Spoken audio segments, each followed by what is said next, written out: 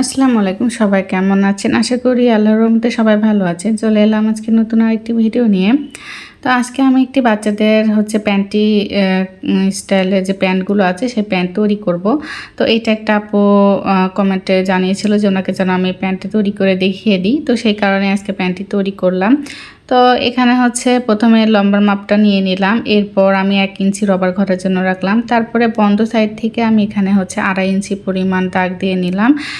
আর এই যে 2.5 ইঞ্চি পরিমাণ দাগ দিয়ে নিলাম। আর এখান থেকে ওই রবার ঘরের দাগ থেকে নিচ পর্যন্ত দাগ দিয়ে আমি মাঝ বরাবর একটা দাগ দিয়ে নিব।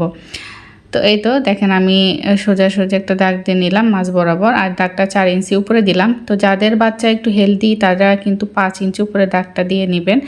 তো এখানে আমি এই 2.5 ইঞ্চি যে দাগটা দিয়েছিলাম সেই দাগ আর এই দাগটা মিলিয়ে দিলাম সোজা করে, তারপরে একটু রাউন্ড করে দাগটাকে দিয়ে নিলাম।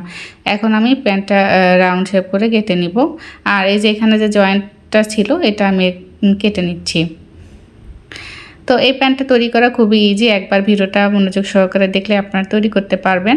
তো এই তো দেখেন 2টা পার্ট রেডি হয়ে গেছে। এখন আমি এই যে 2 পাশ আর এই 2 পাশ সেলাই করে নেব।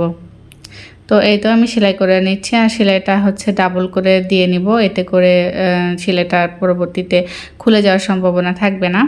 তো এক পাশে সেলাইটা আমি দিয়ে নিলাম, এখন আরেকটা পাশ আমি সেলাইটা দিয়ে নেব। তো এই তো এভাবে সেলাইটা দিয়ে নেব। একটু ভালো করে লক্ষ্য করে তাহলে বুঝতে পারবেন, খুবই ইজি এই প্যান্টটি সেলাই করা, আর বেশি সময়ও লাগে না, খুব তাড়াতাড়ি প্যান্টটি সেলাই করা হয়ে যায়। তো এই যে 2 পাশ সেলাই করা হয়ে গেল, এখন আমি রবার ঘরের জন্য ঘাটটা তৈরি করে নেব। তো প্যান্টটাকে আমি সুন্দর করে মেলে নিলাম, নিয়ে এখন এই যে দাগ দিয়েছি এই দাগ অনুযায়ী এখন একটু দুই ভাঁজ করে আমি সেলাই করে দেবো এটাতে রবার লাগানোর জন্য। তো এই যে 2 ভাঁজ করে আমি এখন সেলাই করে দেব। তো যারা আমার ভিডিওটি দেখছেন তারা প্লিজ আমার ভিডিওতে লাইক করে দিবেন, আর আমার চ্যানেলটি সাবস্ক্রাইব করে আমার পাশে থাকবেন।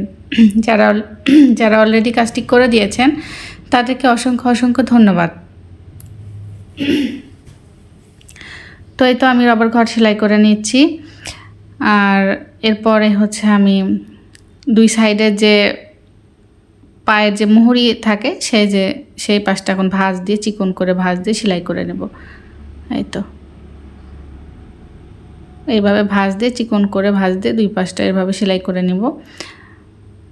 এটা একটা সেলাই দিলেই হবে, যেহেতু 2 ভাঁজ করে সেলাই করে নিচ্ছি। এটা পায়ের দিকে মুহুরি যে মানে উড়ুর দিকে যে থাকে সেইটা। এটা এই যে এই পাশটা এভাবে আমি সেলাই করে নেব। 2 পাশটা এভাবে সেলাই করে নেওয়ার পরে আমি যে নিচের যে পার্টটা সেটা জয়েন্ট করে নেব, মানে পটি যেখানে আর কি থাকে পটি সিস্টেম সেইটা জয়েন্ট করে নেব।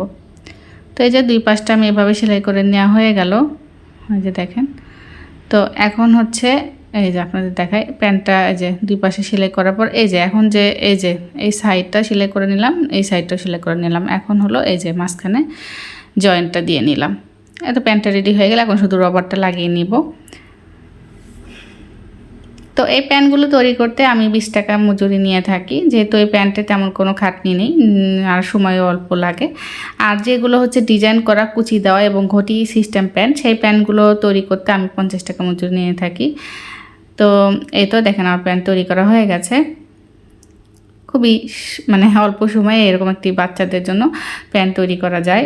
এটা 6 মাস কিংবা হওয়া বাচ্চা থেকেও মানে 1-2 মাসের বাচ্চা থেকে 2-2.5 বছর 3 বছর পর্যন্ত বাচ্চারা এরকম প্যান্ট তৈরি করে দিলে আর কি বাচ্চাদের পড়তে সুবিধা হয়। তো এটা আরেকটা প্যান্ট তৈরি করেছি। আর এটা এই যে এই কুচি সিস্টেমের প্যান্টগুলো তৈরি করতে আমি 50 টাকা মজুরি নিয়ে থাকি।